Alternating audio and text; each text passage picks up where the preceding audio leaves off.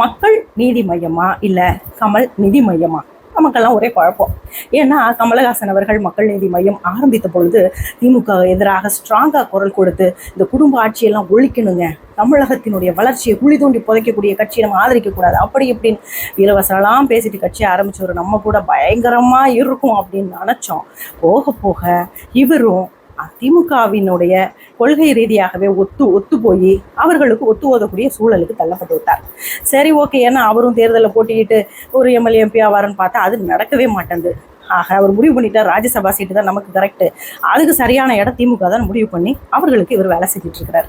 இதில் என்னென்னா, மக்கள் நீதி மையமே இருக்கா, இல்லை கட்சி நபர்கள் இருக்கிறார்களா, தொண்டர்கள் இருக்கிறார்களான்றது நமக்கு சந்தேகம்.